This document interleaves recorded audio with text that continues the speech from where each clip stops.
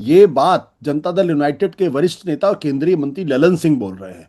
वहां के लोगों से कहते हैं हर आदमी जो है वो अनंत बाबू बन जाए। आप सोचिए, अनंत बाबू बन जाए, ये उनका तकिया कलाम है। और अगर नरेंद्र मोदी जी को अपनी कैबिनेट की मर्यादा को बचा के रखना है तो मैं तो ये उम्मीद करता हूं कि वो ललन सिंह को अपनी कैबिनेट से फौरन बर्खास्त करें। चुनाव आयोग ने अभी तक ललन सिंह के खिलाफ एफआईआर दर्ज करने की बात क्यों नहीं की? अगर कोई आदमी, कोई बच्चा 500 रुपए चुरा ले तो थाने में उल्टा लटका के उसको पीटा जाता है। जब वो जेल में होंगे तो वहां उनके साथ क्या? किस तरीके का बर्ताव हो रहा होगा? वहां पे उनको तो वहां पे बिल्कुल दामाद की स्थिति में होंगे और सम्मान के साथ वहां बैठे होंगे। उनके लिए जेल जाना और जेल से बाहर निकलना कौन सी बड़ी बात? कोई बड़ी बात नहीं है। और ऐसे लोगों को बिहार की जनता को रिजेक्ट करना चाहिए। ये क्या महज इत्तेफाक की बात है कि लालू यादव के शासन को जंगल राज कह दिया जाता है, मुलायम सिंह यादव, अखिलेश यादव को गुंडा राज कह दिया जाता है, मायावती और कांशीराम की सरकार को भ्रष्टाचार राज कह दिया जाता है?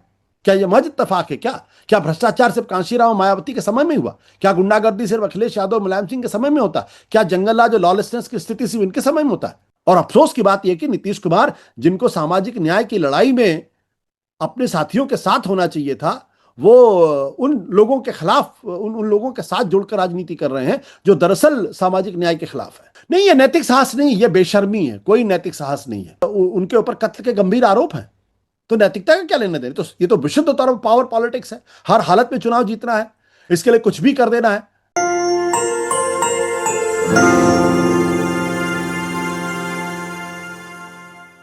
नमस्कार, मैं हूं विक्रांत यादव और आप देख रहे हैं आपका अपना चैनल द स्वतंत्र। आज मन बहुत दुखी है। दुखी है जिस तरीके के बयान बिहार के चुनाव में दिए जा रहे हैं, क्या वो लोकतंत्र को मजबूत करते हैं? हमारे साथ बात करने के लिए मौजूद हैं देश के बड़े पत्रकार, बड़े संपादक आशुतोष जी। आशुतोष जी, बहुत बहुत स्वागत है द स्वतंत्र पर आपका। सर, सबसे पहले तो मैं धन्यवाद। आपसे ये जानना चाहूंगा कि केंद्रीय मंत्री ललन सिंह बिहार के चुनाव में हरेक से अनंत सिंह बनने की बात कह रहे हैं, तो ये कैसा रोल मॉडल बनाने की बात कर रहे हैं केंद्रीय मंत्री ललन सिंह? देखिए, मुझे तो इस बात को लेके बिल्कुल, जब मैंने इस बयान को सुना तो मैं हतप्रभ रह गया और मुझे यकायक यकीन नहीं हुआ कि दरअसल ये बात जनता दल यूनाइटेड के वरिष्ठ नेता और केंद्रीय मंत्री ललन सिंह बोल रहे हैं। लेकिन जब मैंने कई बार उनको सुना तो मुझे इस बारे में बहुत शर्म आई और मुझे लगा कि यह है भारत की राजनीति का गिरता हुआ स्तर। जो लोग जंगल राज, लालू यादव के जंगल राज की दुहाई देते हैं और उनके खिलाफ वोट मांगने की बात करते हैं, उस पार्टी के लोग इस तरीके से अनंत सिंह जैसे दुर्दांत अपराधी के पक्ष में खड़े होते हैं और उनको डिफेंड करते हैं। न केवल डिफेंड करते हैं बल्कि वहां के लोगों से कहते हैं हर आदमी जो है वो अनंत बाबू बन जाए। आप सोचिए, अनंत बाबू बन जाए, ये उनका तकिया कलाम है। तो भारत की राजनीति किस हद तक गिर गई है, इसका एक प्रमाण ललन सिंह ने खुद दिया है। और ये वही ललन सिंह है जो नीतीश कुमार के बड़े करीबी माने जाते हैं और ये वही ललन सिंह है जो नीतीश कुमार के शासन को सुशासन कहा जाता है। और ये वही ललन सिंह है जो दरअसल नरेंद्र मोदी की कैबिनेट में सीनियर मिनिस्टर हैं।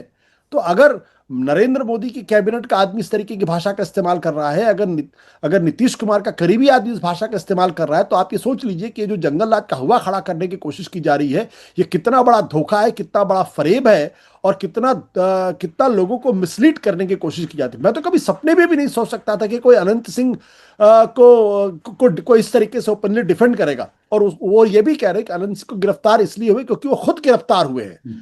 वो खुद गिरफ्तार हुए ताकि सुशासन बाबू की जो मर्यादा है, जो सम्मान है, वो बना रहे। आप सोच लीजिए, एक अपराधी जिसके बारे में वहां की पुलिस बाकायदा एफआईआर लिखती है और उसमें साफ तौर पर लिखती है कि इन्होंने गोली चलाई, उसके बाद उस शख्स, वो प्राइम एक्यूज्ड है उस पूरे मामले, कत्ल के मामले का प्राइम एक्यूज्ड है। न केवल प्राइम एक्यूज्ड है बल्कि अनंत सिंह का पूरा इतिहास अगर आप ध्यान से देखें और पढ़ें उसको, तो हमें शर्म आएगी कि हमारे बीच में इस तरीके के लोग हैं जो एमएलए बनते हैं।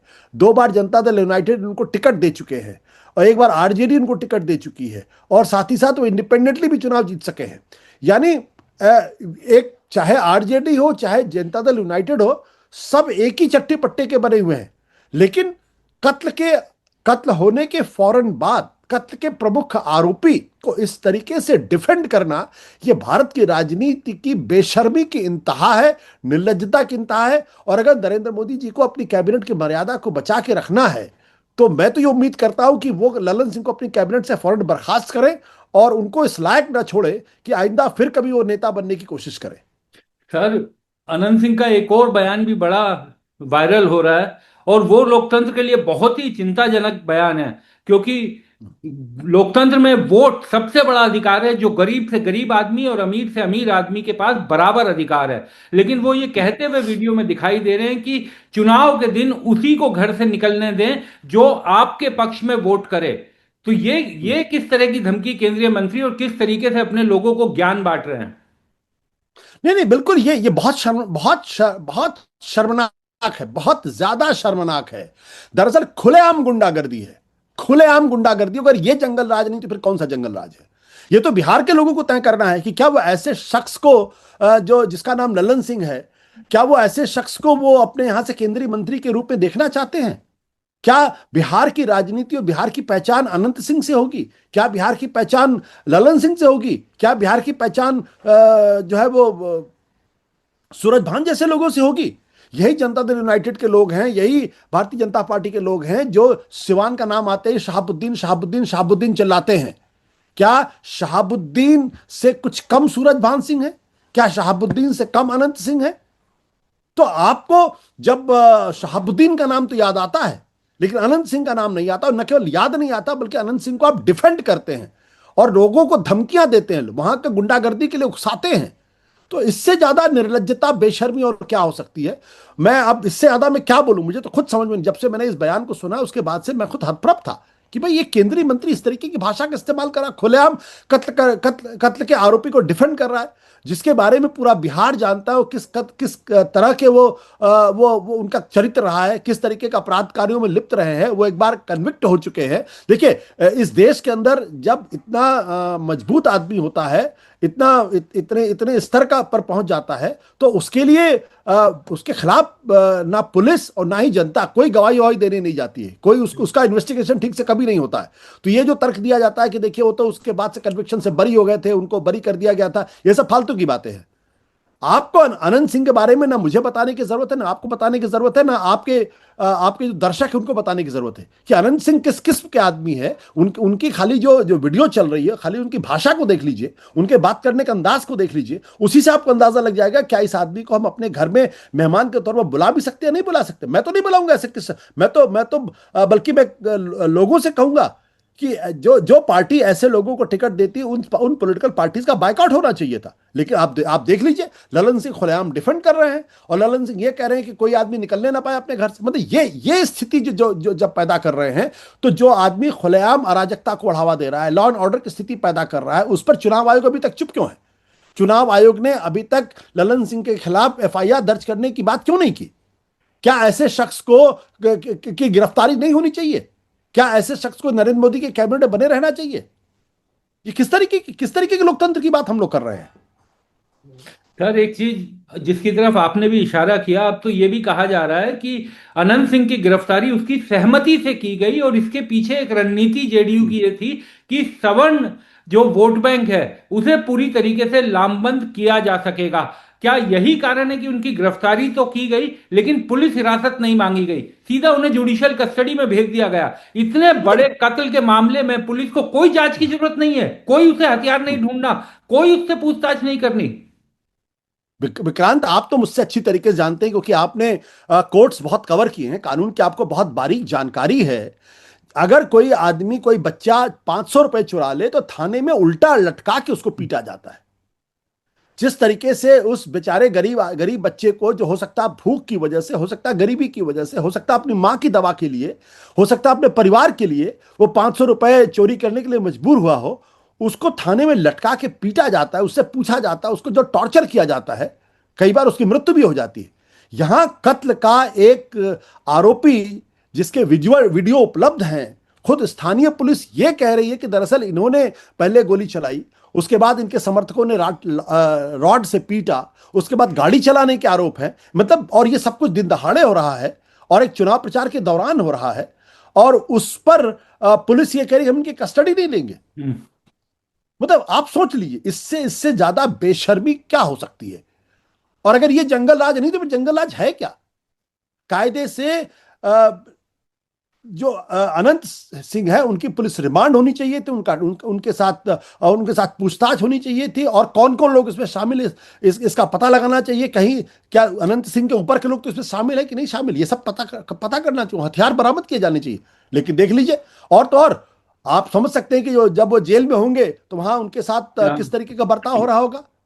वहां पे उनको तो वहां पे बिल्कुल दामाद की स्थिति में होंगे, और सम्मान के साथ वहां बैठे होंगे। उनके लिए जेल जाना और जेल से बाहर निकलना कौन सी बड़ी बात, कोई बड़ी बात नहीं है।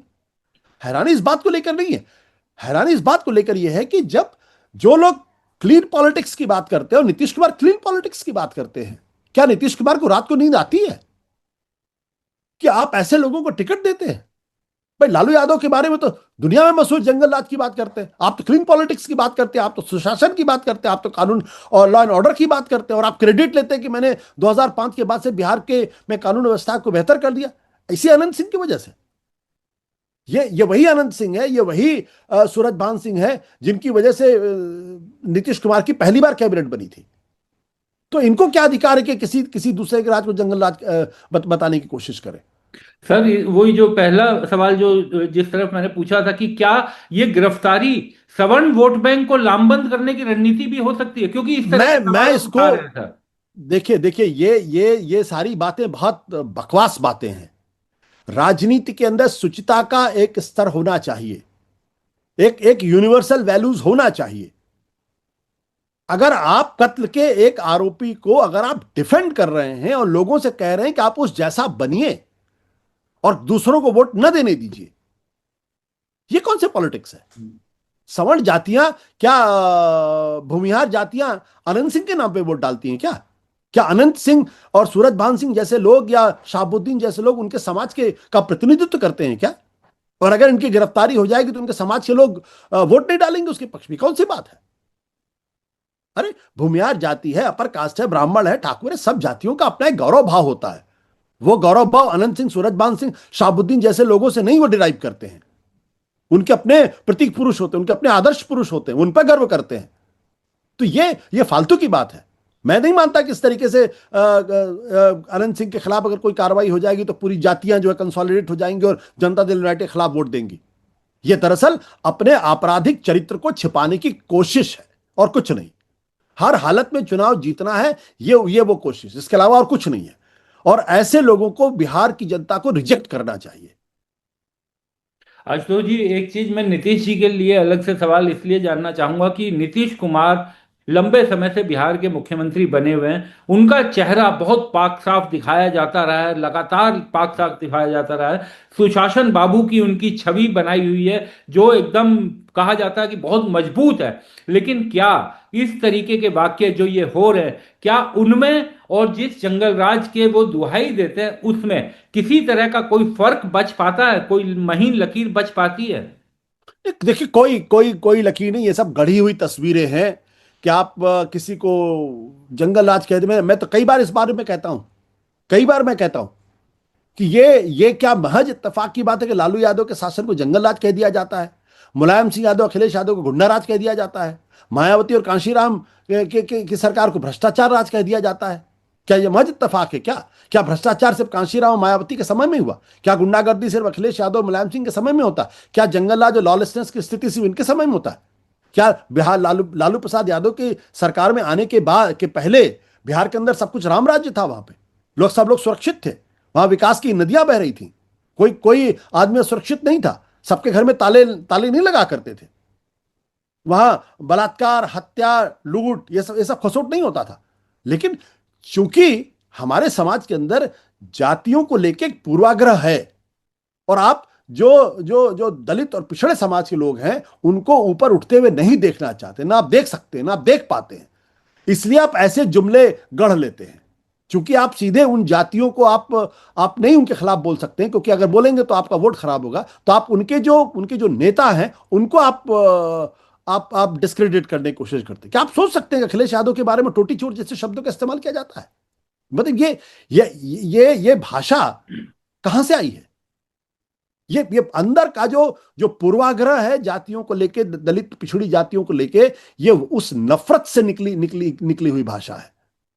और अफसोस की बात यह कि नीतीश कुमार, जिनको सामाजिक न्याय की लड़ाई में अपने साथियों के साथ होना चाहिए था, वो उन लोगों के खिलाफ, उन लोगों के साथ जुड़कर राजनीति कर रहे हैं जो दरअसल सामाजिक न्याय के खिलाफ है।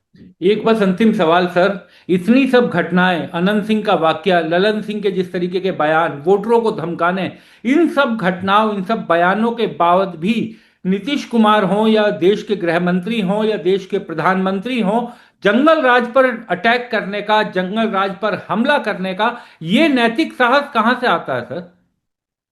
नहीं, ये नैतिक साहस नहीं, ये बेशर्मी है, कोई नैतिक साहस नहीं है।